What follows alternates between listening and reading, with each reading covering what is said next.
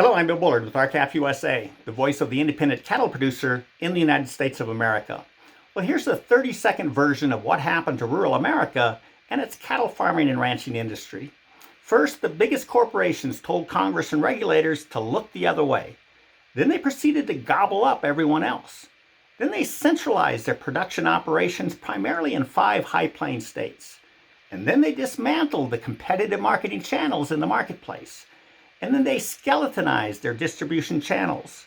And then they globalized their input sources. And then the pandemic struck. And then they were exposed. So now lawmakers and regulators alike are having an epiphany. They now know that grocery store beef shelves ran empty. They now know global imports are mislabeled as product of the USA. They now know the beef distribution system failed. And they now know the dismantled cattle marketing channels have all but eliminated competition. And they know a centralized production system is vulnerable to collapse. And they now know the marketplace is way too concentrated. But what they don't now know is that they're still under the influence of the biggest corporations that told them to look the other way in the first place. So the current discrepant state of the cattle and beef industries was not caused by any natural phenomenon. No, it was purposely planned and engineered to look just like it does. The only thing that wasn't planned was the pandemic, which is the proverbial straw that broke the camel's back. So who planned and engineered this mess? Well, family cattle farmers and ranchers certainly didn't cause any of these misguided changes. No, they've been home in their operations, raising their family and raising the healthiest and highest quality cattle in the world. They've been doing business on Main Street and supporting their local schools, churches, and communities.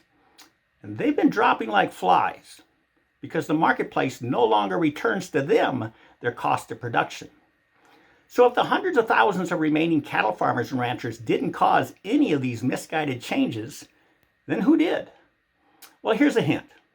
The White House just issued a report stating that meat packers' profit margins jumped 300% during the pandemic. It said that 4 of the biggest meat processing companies, using their market power in the highly consolidated U.S. market to drive up meat prices and underpay farmers, have tripled their own net profits since the pandemic started. Now, I've never seen it, but there has to be some homespun cowboy logic written somewhere that says if you need to fix a problem, don't go asking the folks that caused it for a solution. And apparently Congress hasn't heard of that either. And here's how we know that.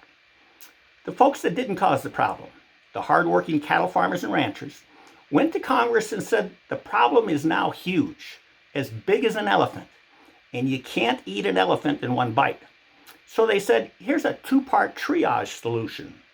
They said the first 2 steps must be to restore competitive forces to the marketplace. And this is how Senate Bill 949, the Spot Market Protection Bill, or the 5014 bill, and Senate Bill 2716, the Mandatory Country of Origin Labeling, or MCOOL bill, came into existence. So what was the first thing Congress did? Well, they went and asked the Packers engineers, the Packers land-grant university economist friends, what to do. And unsurprisingly, the answer they got was, don't do anything to interfere with the Packers' ability to keep doing what they've been doing to the industry. So essentially, the Packers engineers told Congress to do nothing. And that's what Congress set out to do. Nothing. And Congress's nothing took the form of a compromise bill that no longer requires the Packers to increase competitive forces in the marketplace by requiring them to increase the volume of cattle they must bid for in the market. The nothing bill is Senate Bill 3229. After all, says the Packers engineers and the leadership of the Senate Agriculture Committee, we certainly don't want to interfere with the Packers' ability to keep doing things the way they've been doing them all along. You see, the all-seeing Congress still can't see that they're still dutifully looking the other way, even as the world is crashing all around America's hardworking cattle farmers and ranchers. Now, if this were a children's story, it would never sell, because it makes no sense at all. And that begs the question, can you still smell the muck in the swamp? So call both your senators today. Tell them to kill the do-nothing Senate Bill 3229 and try again.